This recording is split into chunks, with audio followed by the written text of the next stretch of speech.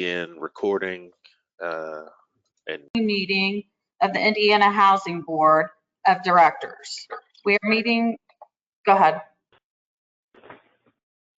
Oh, I thought somebody said something, sorry. We are meeting telephonically today pursuant to the current health emergency and Governor's Executive Order 2004 and 2009. Since we are doing so, the procedures will be a little different from those we use during our regular board meetings. There will be an audio feed for the general public so that the members of the public can listen to the meeting, and there will be an audio recording posted on IHCDA's website. At the time the motions are being made, each board member that makes a motion must state his or her first and last name so that we can have that on recording.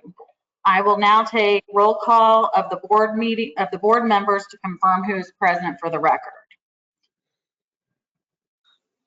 Mark Pasquarella, Purdue. Here. Treasurer Mitchell. Here. Andy Place. Here. And June Midkiff. Here. All right, great. The first item on the agenda is to approve the minutes. Tom McGowan is here as well. Oh, hi, Tom. I'm sorry I didn't have you on my list. No worries. All right, great. The first item on the agenda is the approval of the minutes from the October 22nd meeting. Any questions regarding those minutes? Motion to accept. I second. I'm You sorry. When you make a motion, you need to say your first and last name, please. Sorry. Andy Place, motion to accept. June Midkiff, second. Second. I believe June second. All those in favor? Aye. Any opposed? Okay, the motion passes. Okay, let's get to our first presenter. Please welcome Jeff Zonglowitz to present a recommendation regarding approval to accept transfer Fayette County Housing Authority Housing Choice Voucher Program. Thank you, Aaron. Good morning, board. I am here today to request approval for the absorption of the Fayette County Housing Authority Voucher Program. Some background on this situation: HUD approached us back in August to let us know that they would be requesting this of us come January 1st. So this would be effective January 1st, 2021. Currently, the Fayette County Housing Authority serves about 305 to 310 families a month. It fluctuates a little bit, with a annual budget authority of $1,369,126. So we would be taking responsibility to ensure that those households are continued to serve, do not have a lapse in their assistance. We would not be taking on any obligation of debt or liabilities that Housing Authority currently has outstanding with HUD or with current staff members.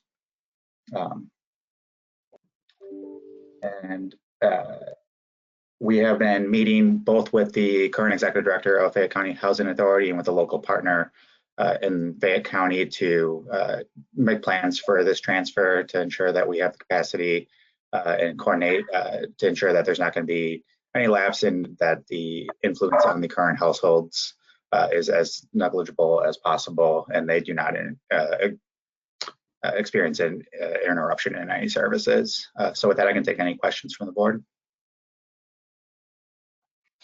Are there any questions? Jeff, are we ready for your resolution? Yes. Staff respectfully request the board approve the following resolution.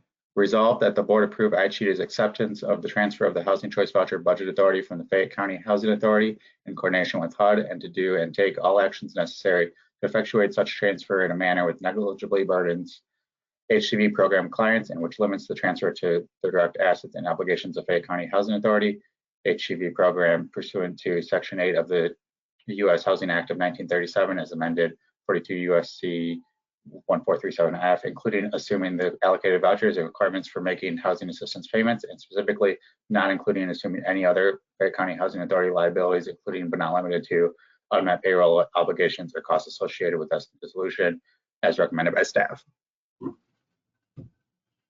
Okay, board, we have a resolution before us. I will entertain a motion. Tom McGowan moves to approve. We have a motion. Do we have a second? Andy Place, second. All those in favor? Aye. Aye. Aye. Any opposed?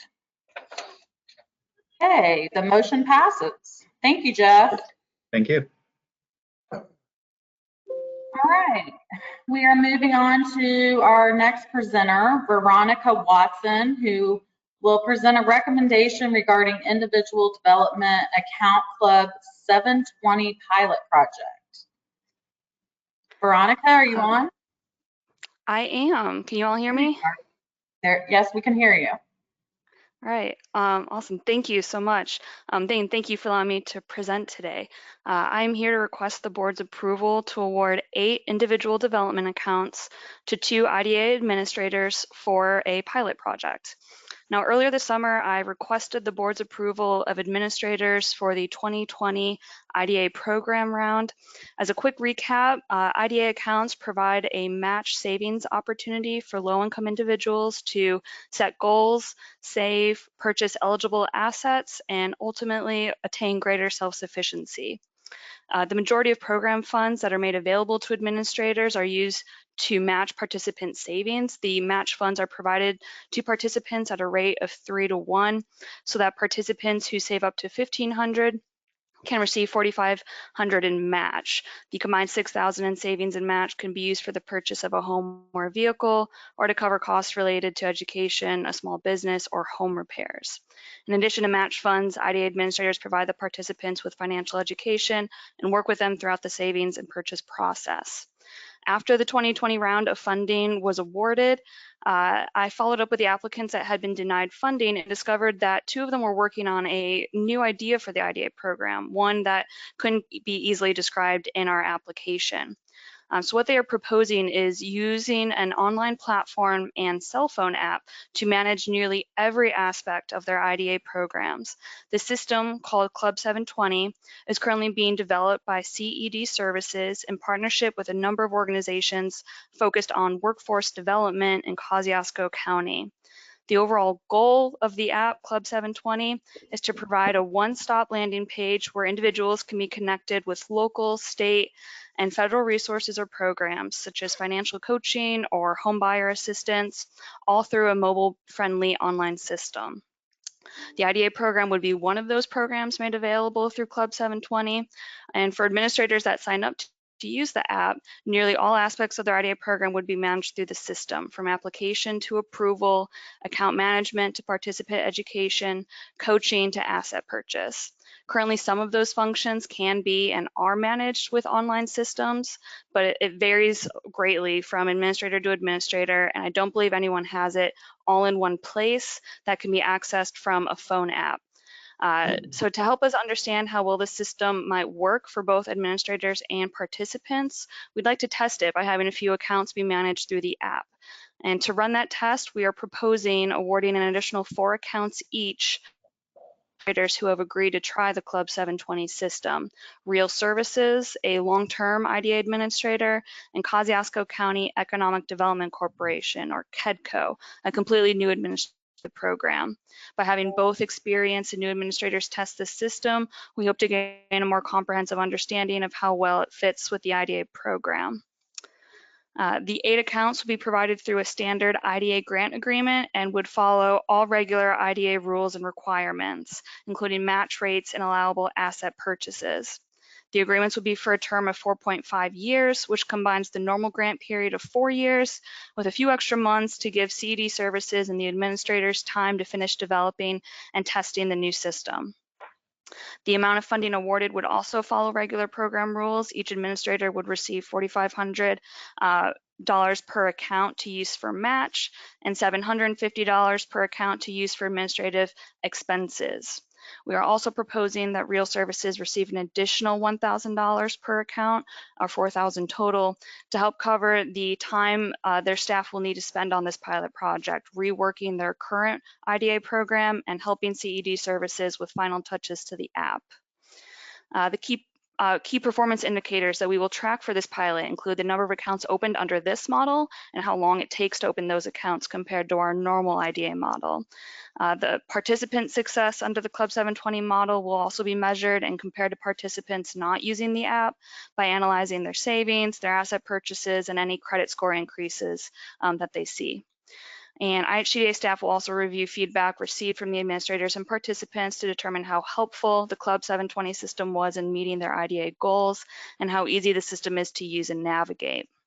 So with all that, staff recommends awarding IDA funding in an aggregate amount not to exceed $46,000 to the organizations as set forth in Table A to administer the Club 720 IDA pilot project for the program term December 1st, 2020 and ending on June 30th, 2025. And with that, I'm happy to take questions.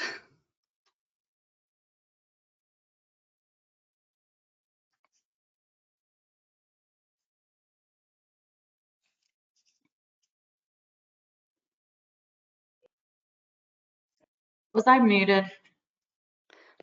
Yes. Thank you, Veronica. Thank you, Veronica. Does the board have any questions?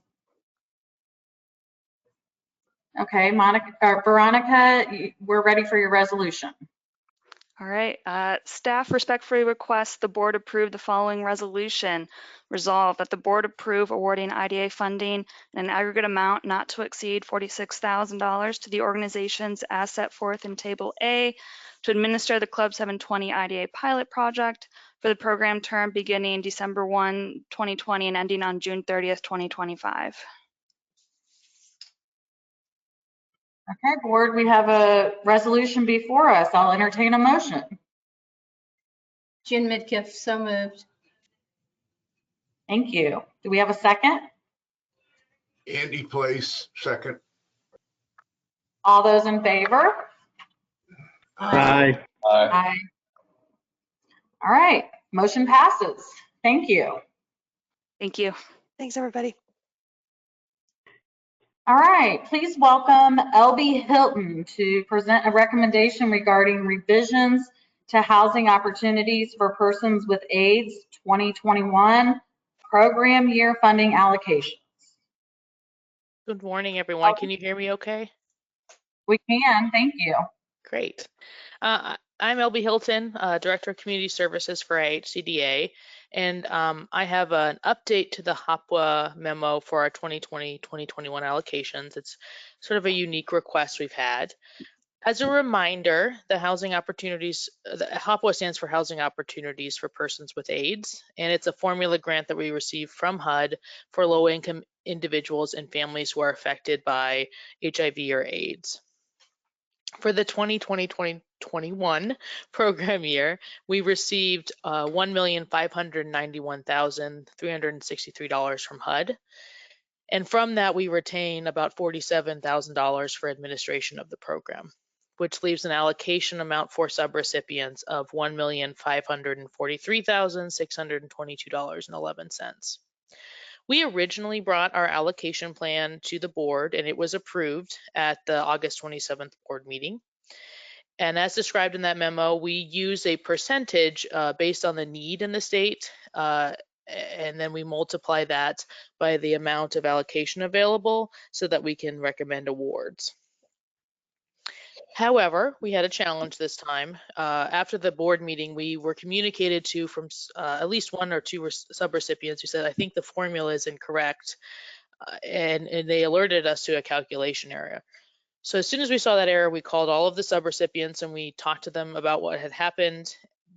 Thankfully, a lot of them were gracious with us and said the mistakes occur, and we told them and have continued to update them on the next steps in the process. So what we recognized happened was that when we used our formula, we, instead of taking the percentage need times the allocation available for subrecipients, we took the percentage need tied to multiplied by the total allocation. So we didn't remove the admin. On top of that, one of our subrecipients came back after the award period and said that they would only like to take the amount that they requested, which was much less than the amount that we awarded them. So that was about $160,000 we had to figure out how to spread across the subrecipients. So with that, we had to update our percentage amount for the remaining funds and spread those across the remaining 6 subrecipients. So again, essentially it was an error on our end. We should have multiplied the percentage by the subrecipient allocation, not the full allocation. And we should have requested from subrecipients if they only want to receive the amount that they have requested in their application. So in the board packet, you can see table A. And in there we have a table with all of the subrecipients. We have 7 in the HOPWA program. Their average score for their application this year, the amount that they were awarded for the 2019 allocation, the amount that they have requested for this year for the 2020-2021 allocation, and then the adjusted allocation amount. So the amount that we are requesting today be adjusted in comparison to the August request that we had. As you can see at the bottom, the subrecipient total is that $1,543,622.11. We show that we were retaining the $47,000 for administrative costs for IHCDA, and then we have the total request or allocation at the bottom. Just so you are aware, all of the subrecipients have actually are going to receive more than they requested, except for obviously Hoosier Hills, which is asking for the exact amount that they requested. So with this change, it doesn't mean we're decreasing anyone or anything of that nature. With this, we do recognize that errors like this are not acceptable, and we have some actions to resolve them. So one thing we realized was that our process needs updated and needs reviewed. And so we're going to take the percentage formula that we have and talk to our TA provider through HOPWA and talk about how other COCs, other subrecipients like us award HOPWA funding, and make sure that we're on par with what other subrecipients are doing or recipients are doing.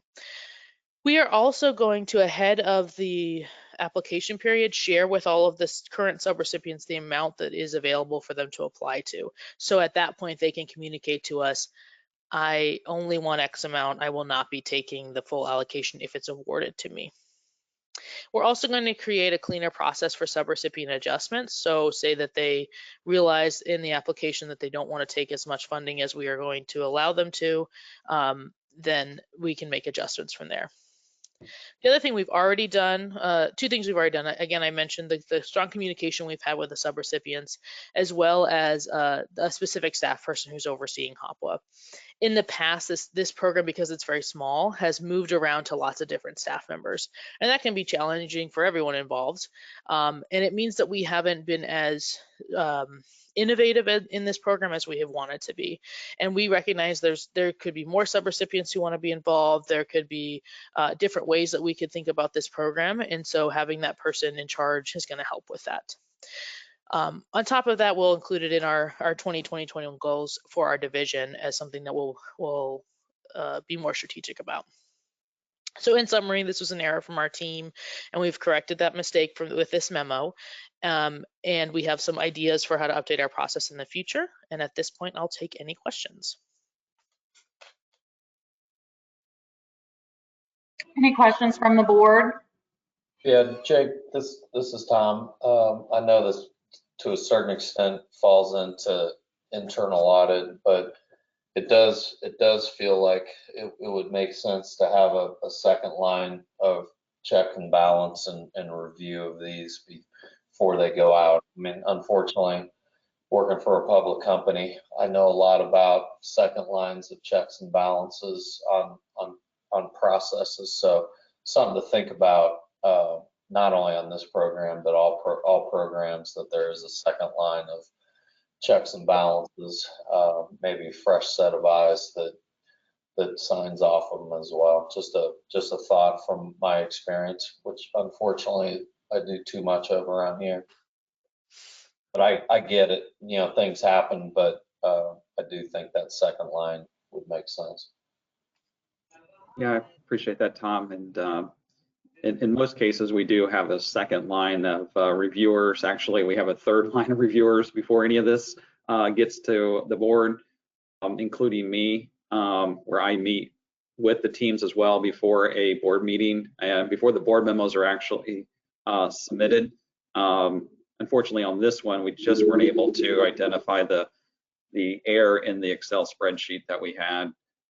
But no, you're absolutely right, and we'll ensure that we continue to have checks and balances in place on these, especially on formula allocations like this one, and also make sure that our policies are current in terms of having a clear indication of what our allocation is, not only for the subrecipients, but also for our staff, because this also exposes risk for the staff if those policies are not clearly defined in our allocation methodology for the public. So absolutely, yeah. Okay, thank you.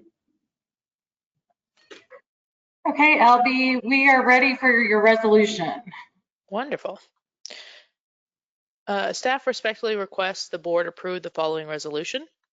Resolved that the board approve the corrected allocations as set forth in Table A for the 2020-2021 program, which awards an aggregate amount not to exceed $1,591,363 in HOPWA funds as recommended by staff. Okay, we have a motion before us. Or no, I'm sorry, I will entertain a motion. We have a resolution in front of us.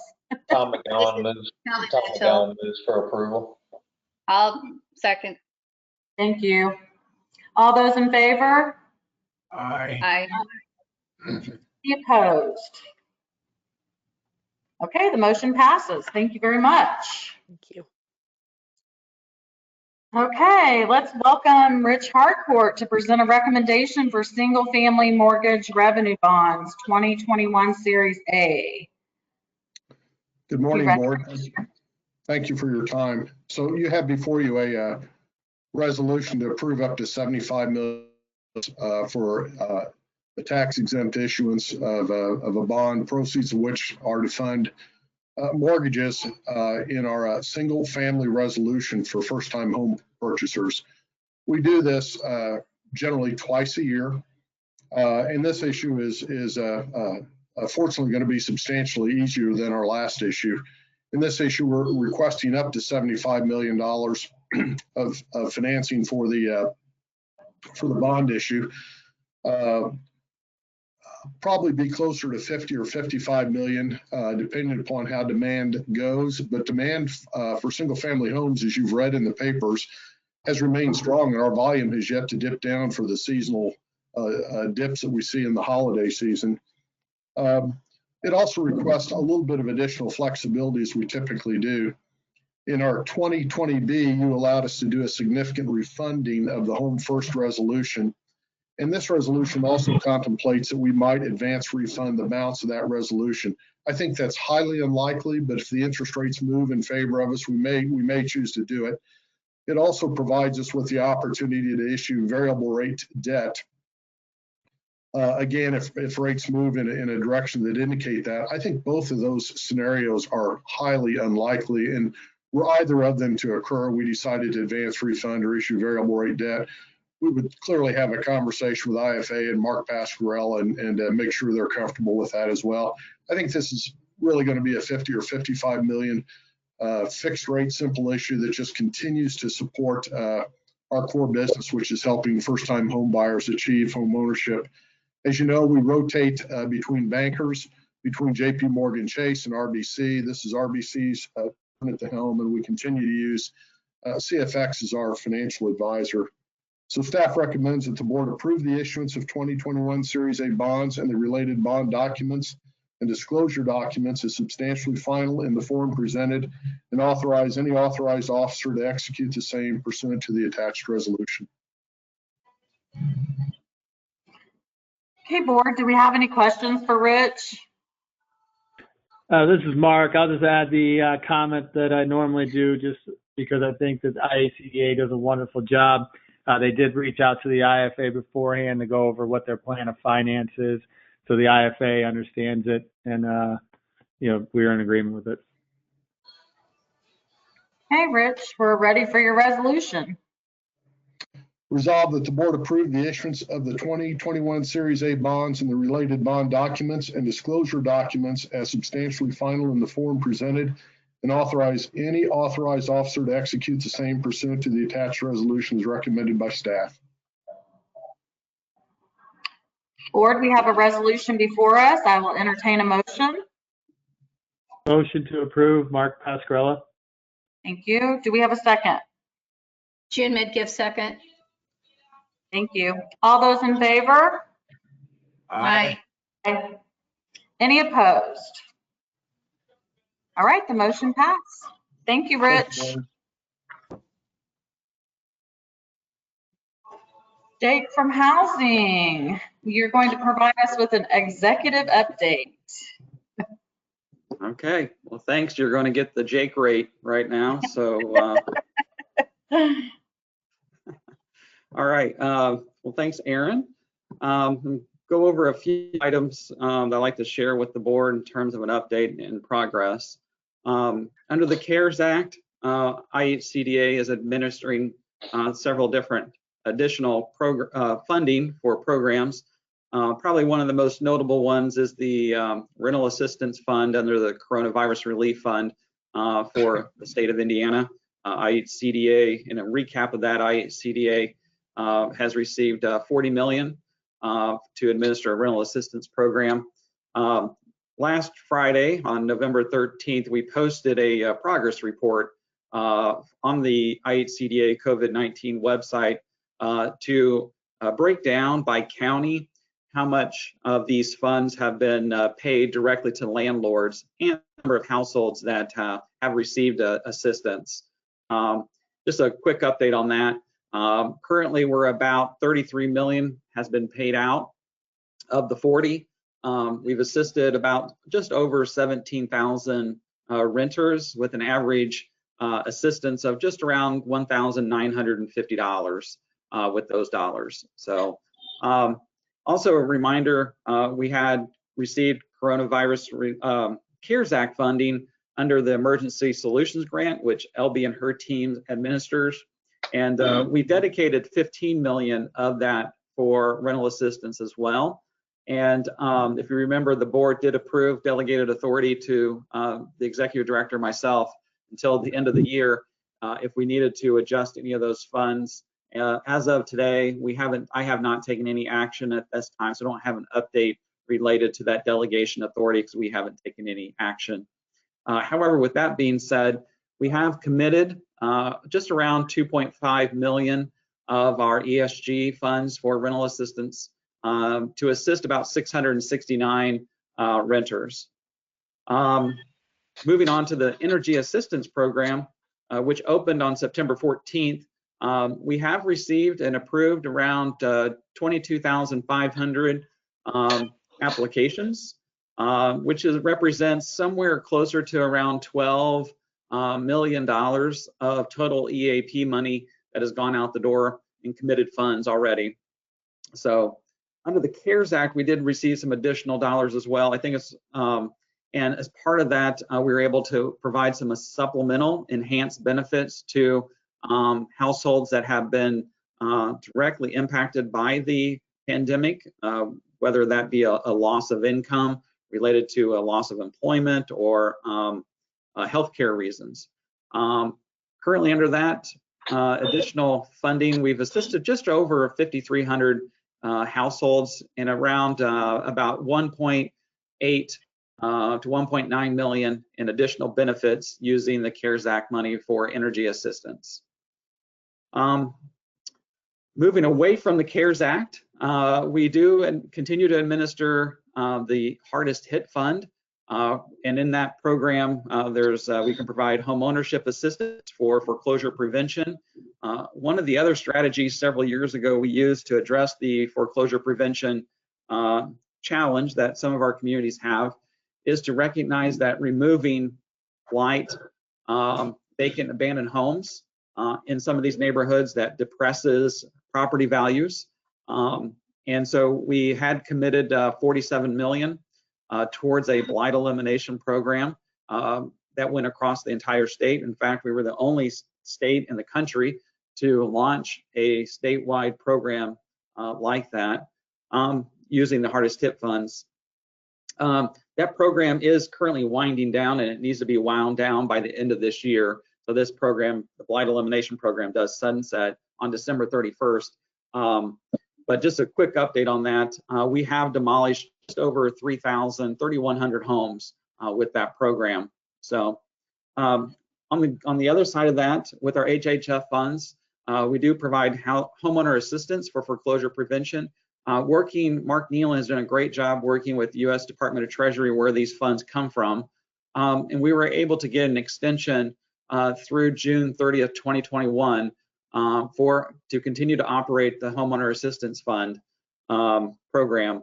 And that we do have about 12 million remaining of our total allocation that we can continue to provide homeowner assistance for foreclosure prevention using our Indiana Foreclosure Prevention Network and a network of housing counselors across our state. So, with that being said, I just got to thank Mark for his leadership under our HHF program, being innovative and thinking about a blight elimination program as well several years ago.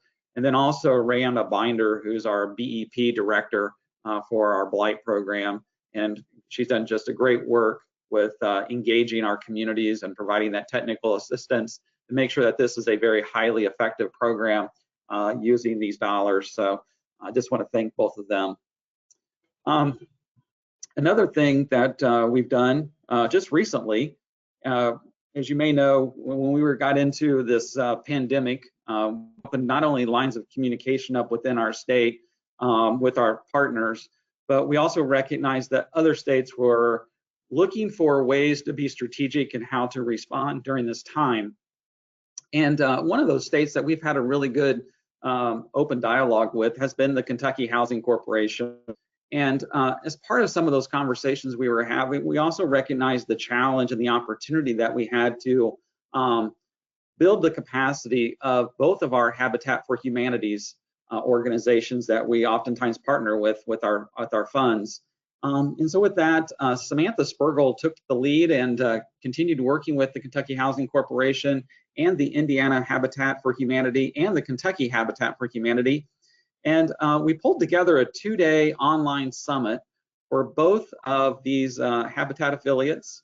And we hosted that with a trainer this week, actually November 17th and 18th. And we had 47 registers participating, representing 31 Habitat affiliates from both of our states. So really excited about that opportunity to really think about building the network of Habitat groups. And also, using KHC, we were able to also share expenses. And while, that allows us to continue to offer additional trainings and different ways in which we can stretch our dollars and partnering with another state who has the same goals and the same challenges that we have in our state as well. And so our Habitat for Humanity organizations and their affiliates are a great resource. They do a lot of great work.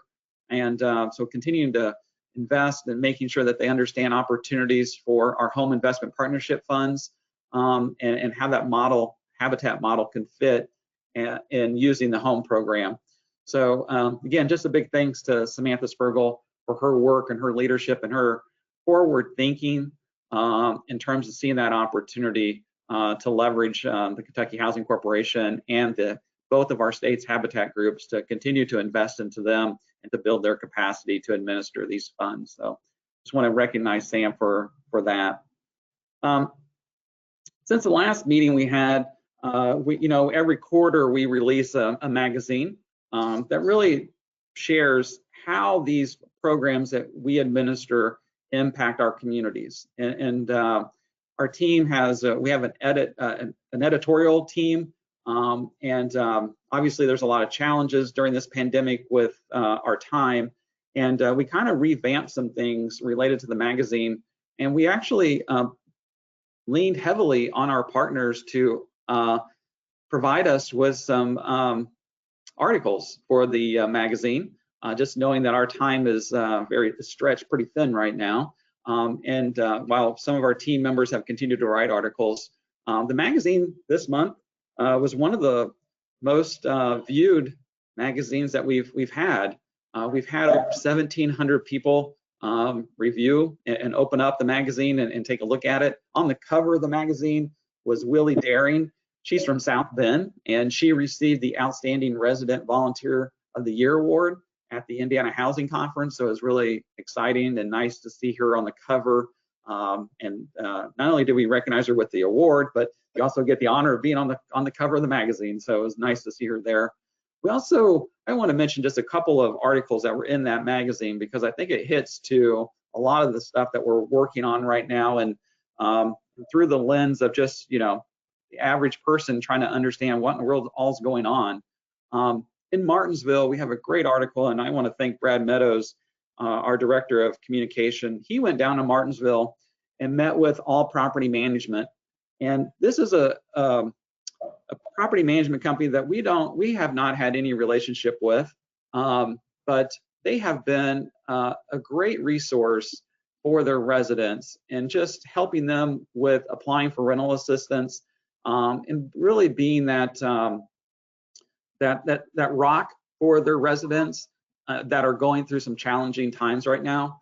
And I think we really had an opportunity here to really share that story of the great work some of our landlords across our state are doing right now. Other than just, providing housing, they really are doing more than that. They're doing some case management in some cases and just taking the time to help their residents fill out an application or help them understand some of the questions that we might be asking. So a great job there by Brad and his team on writing this article about All Property Management down in Martinsville. And I think it is really a shining example for other landlords to see what can be done when some of the residents may fall behind on their rent, and that the resources are available, and what they can do to help promote and encourage their residents to apply. So we also have another success story from an Indiana homeowner, Shanita Connor, who utilized our HHF homeowner assistance program to preserve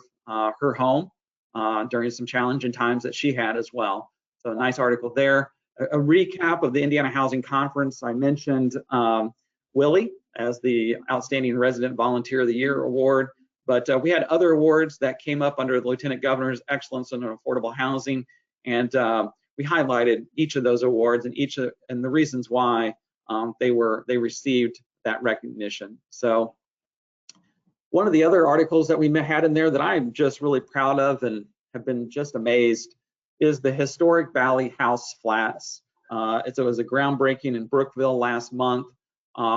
Just a little bit of background. This is a historic building right on the courthouse square there in Brookville. And it actually consisted of multiple different buildings, almost an entire block. And the developer was able to acquire all the property and to merge it into one development that provides housing for seniors, also provides some very intensive services for seniors to continue to live independently. There's also some mixed use at the property. There's a drugstore, and there's going to be a restaurant there that can provide food for the residents. It's just very overwhelming. There's a historic component to it, but there's also a new construction on the back end of it as well. But the other unique thing about this development is that it utilized the Opportunity Zone funds. And this is actually the first development in the country that is affordable rental housing that utilized this type of capital funding to actually open their doors. So very exciting about that. And it really is a great example of the public and private partnerships and what can be done when we work together on these types of developments. Lastly, I'll just close real quick on this on our magazine. As you can tell, I'm pretty excited about it. We celebrated with our Creating Places the 100th successful campaign and tried to highlight all of the great work and the leveraging of the Creating Places has done and what some of the work that we've done in these communities with the Creating Places and using crowd granting with that. So nice article there. It also gets into a lot of data in terms of what we've seen with those types of projects. So two more things here before I close. Just want to make the board aware that we do have a new director of industry and government affairs who's joined IHCDA. His name is Michael McQuillan.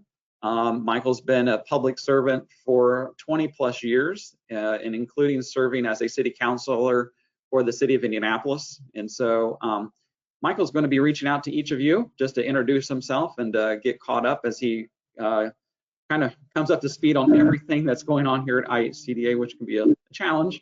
And then as he prepares for the upcoming legislative session. So just want to make sure you're aware, we do have a director of industry and government affairs, and that's Michael McQuillan. He just started this week. So lastly, the December board meeting is going to be on December 17th. That's the third Thursday, 10 a.m. Eastern, and it will also be a virtual meeting as well. So that, board chair, that is my update for the month of November. Thank you, Jake. That was really good. I mean, when is the magazine coming out, or has it already? Yeah, it's available now on the website. And we used to do some printed magazines, but currently we're not printing magazines. It's all virtual. Okay. So, but we've suspended any printed material related to the magazine. But I can share the link of the magazine. Actually, yeah. So actually, if you look at my notes, there's a hyperlink in my notes. If you see it, IHCDA, it's blue and it's underlined. If you click on that, it'll take you directly to the magazine. Great. All right. Well, thank you very much. Is there any other business? I would just like to make a comment just also on the magazine. I think it looks really good, but I also really appreciate the partnership. There's an article there on Invest Able Indiana, and I really appreciate the collaboration there to help us get the story out about able accounts for Indiana. So thank you. And I think the online version of the magazine just looks really good. So thank you. Thank you, Treasurer Mitchell. Any other business? All right. May I have a motion to adjourn the meeting? I'll move for adjournment. Thank you. Do we have a second? Second. Kelly. All those in favor? Aye. Any opposed? Okay, the motion passes. It's 10:43 and this meeting is adjourned. Thank you very much, everybody. Happy Thanksgiving. Jake, that was great about Michael. I think it'll be a good addition for you. Yeah, me Agreed. too. All right, see you. Bye, thank you.